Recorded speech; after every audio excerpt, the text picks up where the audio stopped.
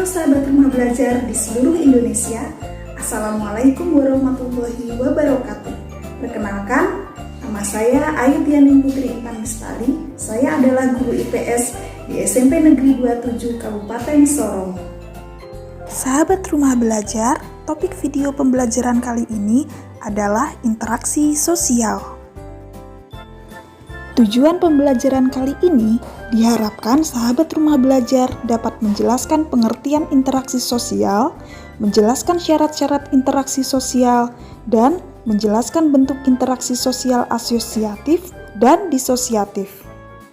Sahabat rumah belajar, manusia tidak bisa melepaskan diri dari kehidupan bermasyarakat, karena pada dasarnya manusia adalah makhluk sosial. Sebagai makhluk sosial, manusia memiliki kebutuhan baik secara material maupun spiritual. Untuk memenuhi kebutuhan tersebut, manusia memerlukan bantuan orang lain, sehingga manusia perlu berinteraksi dengan sesama anggota masyarakat.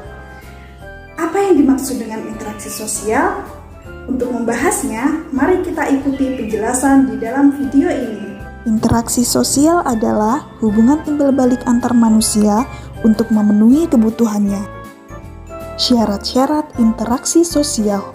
Yang pertama, jumlah pelakunya lebih dari satu orang. Yang kedua, berlangsung secara timbal balik. Yang ketiga, adanya komunikasi antar pelaku. Dan yang keempat, adanya tujuan tertentu. Berdasarkan pelakunya, interaksi sosial terbagi menjadi tiga. Yang pertama, interaksi antar individu. Yang kedua, interaksi antar kelompok. Dan yang ketiga, interaksi antara individu dan kelompok.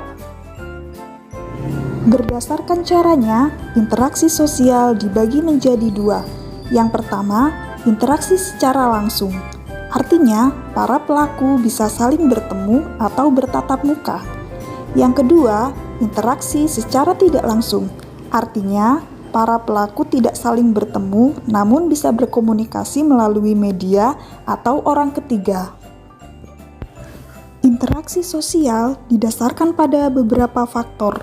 Pertama, faktor imitasi, yaitu proses seseorang mencontoh orang lain atau kelompok. Contohnya, seorang anak yang bermain masak-memasak karena sering melihat ibunya ketika memasak di dapur. Kedua, faktor sugesti, yaitu pengaruh yang dapat menggerakkan hati orang-orang. Contohnya, seorang pasien yang berobat ke dokter akan segera sembuh karena adanya rasa sugesti pada dokter tersebut.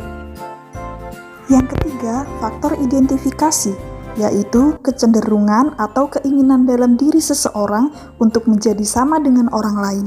Contohnya, seorang anak yang mengidolakan pemain bola akan mengikuti tingkah laku pemain bola yang disukainya. Dan yang keempat adalah faktor simpati, yaitu kemampuan untuk merasakan diri seolah-olah dalam keadaan orang lain dan ikut merasakan apa yang dilakukan, dialami, atau diderita orang lain.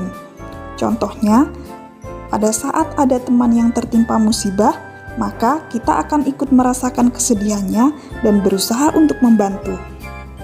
Sahabat rumah belajar, dalam kehidupan sehari-hari, kita bisa melihat seseorang atau sekelompok orang, baik dalam lingkungan keluarga maupun dalam lingkungan masyarakat, sedang melakukan interaksi sosial. Mereka berinteraksi sosial dalam berbagai bentuk. Apa saja bentuk interaksi sosial? Mari kita ikuti pembahasan berikut ini. Bentuk interaksi sosial. Pertama, proses yang asosiatif, dan yang kedua, proses yang disosiatif. Proses asosiatif terjadi apabila seseorang atau sekelompok orang melakukan interaksi sosial yang mengarah kepada kesatuan pandangan.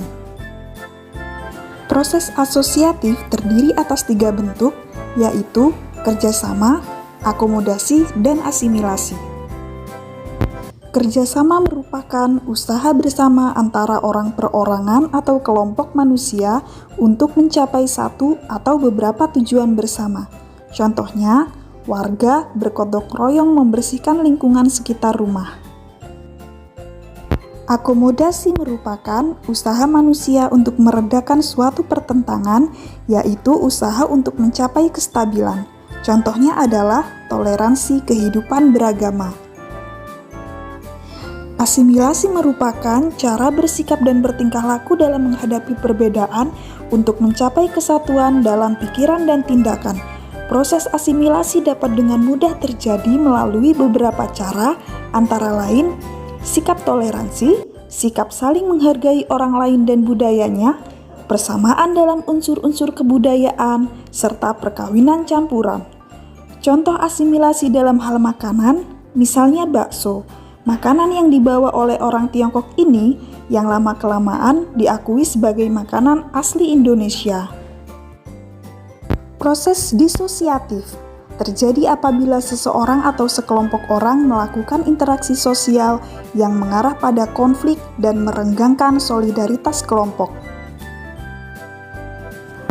Proses disosiatif terdiri atas 3 bentuk, yaitu kompetisi, kontravensi, dan pertentangan.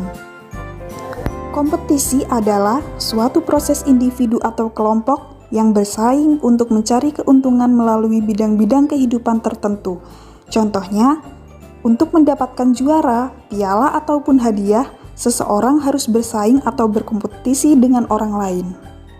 Kontravensi adalah sikap mental yang tersembunyi terhadap orang lain atau terhadap unsur-unsur kebudayaan suatu golongan tertentu.